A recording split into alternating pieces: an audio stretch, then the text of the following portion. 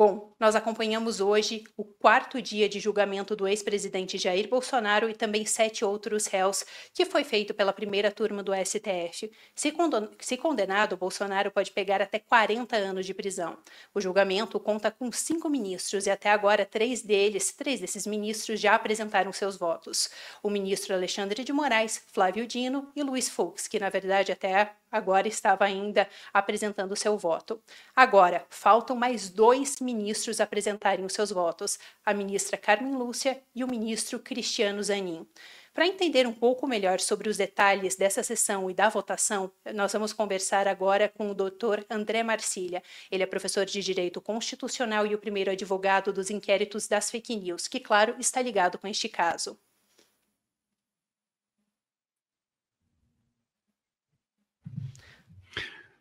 Olá, doutor André. Muito obrigada por estar aqui conosco. Como vai, Emanuele? Boa tarde a você, a toda a audiência. Prazer estar aqui. Perfeito.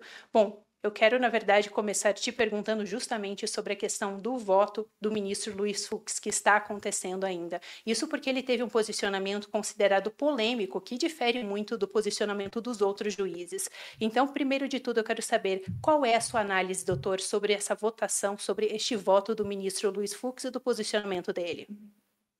Pois é, Emanuele, veja só, a gente está num momento do Brasil em que algum voto se apegar à doutrina, se apegar à jurisprudência do próprio STF ou ao texto legal, virou algo tão inesperado que se torna realmente polêmico, né? Isso aconteceu também, curiosamente, com o voto do ministro André Mendonça ao tratar das redes sociais.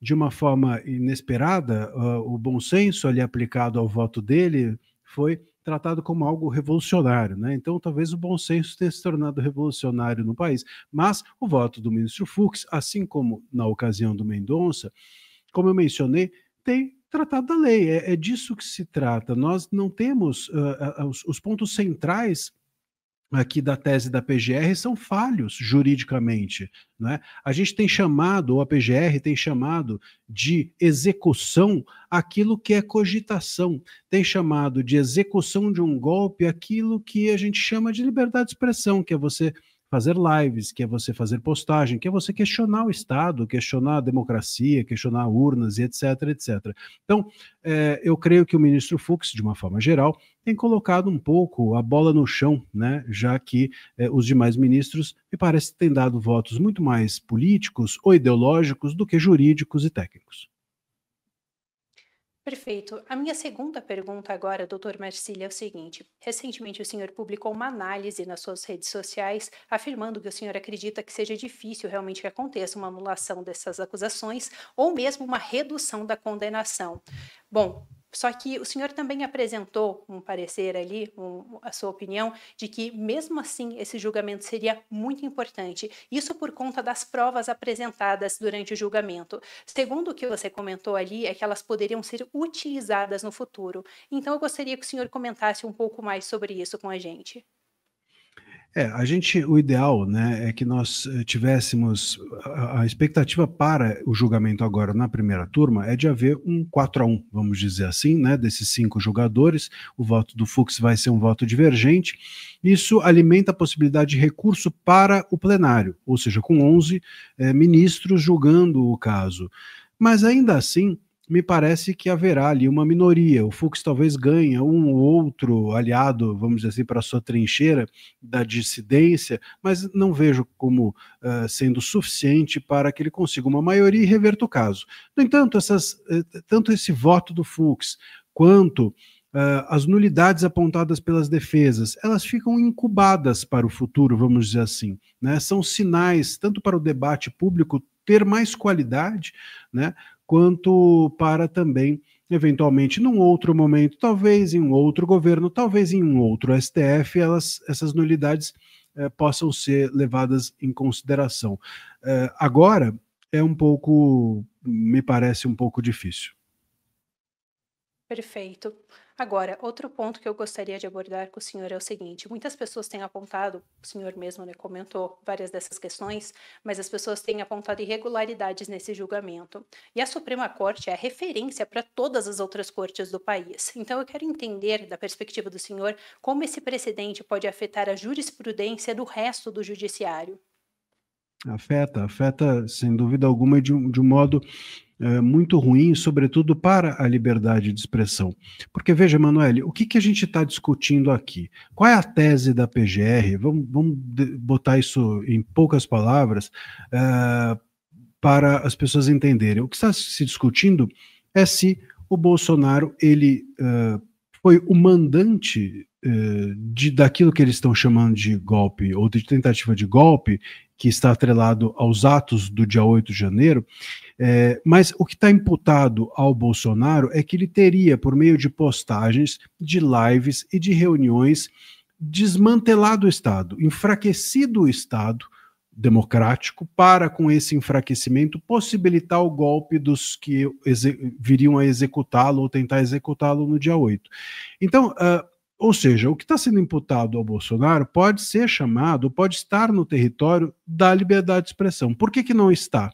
Não está porque a PGR e os juízes que até agora têm julgado, fora o Fux, têm compreendido esses atos como atos violentos, como atos de execução, ou seja, a palavra como um ato, portanto, de violência simbólica que pode resultar num golpe de Estado ou numa tentativa de golpe.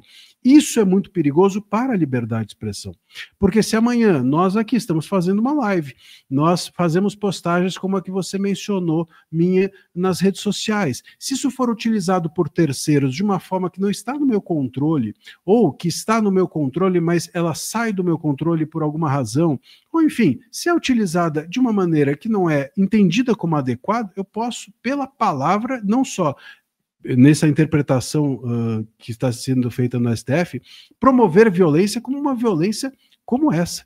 Veja, vale lembrar que os crimes maiores, vamos dizer assim, desse julgamento, golpe de Estado e abolição violenta, o nome já explica, do Estado, esses dois crimes pressupõem violência, pressupõem uma agressividade que está no terreno físico e não no terreno intelectual.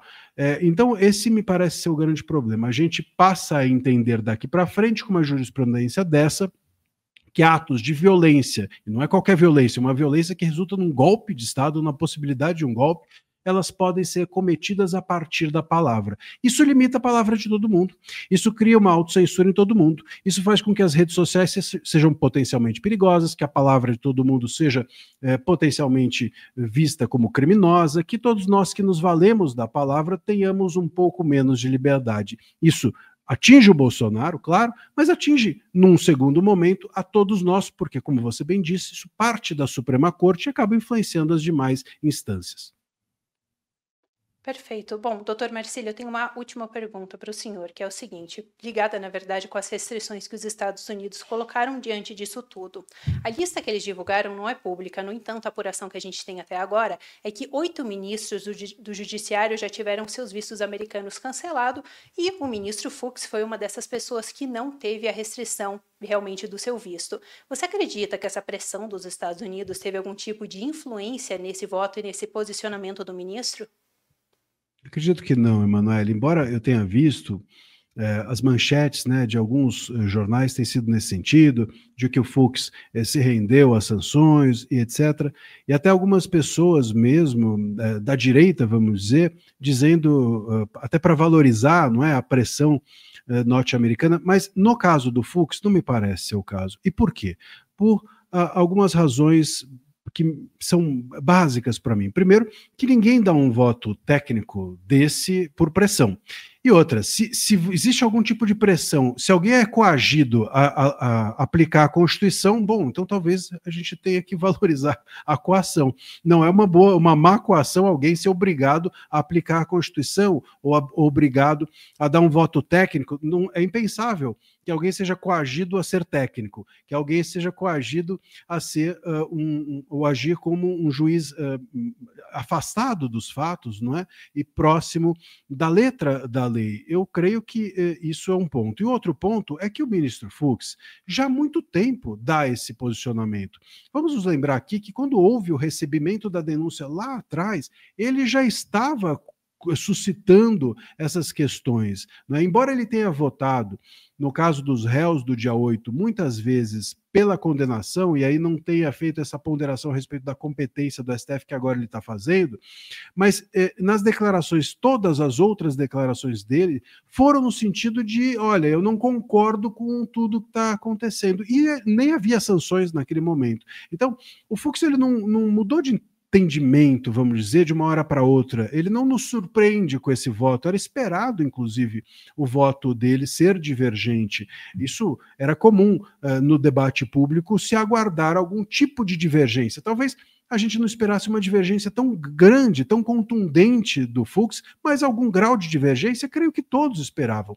Então, atribuir isso a uma sanção, a um receio de sanção, me parece realmente apequenar o valor de um voto técnico. Perfeito. Bom, doutor Marcília, muito obrigada por estar conosco. Quem quiser conhecer um pouco mais do trabalho do doutor Marcília, ele tem coberto todas essas questões extensamente nas suas redes sociais, por isso vale a pena pesquisar. Muito obrigada por estar conosco. Eu que agradeço, sempre um prazer estar aqui com vocês. Boa tarde.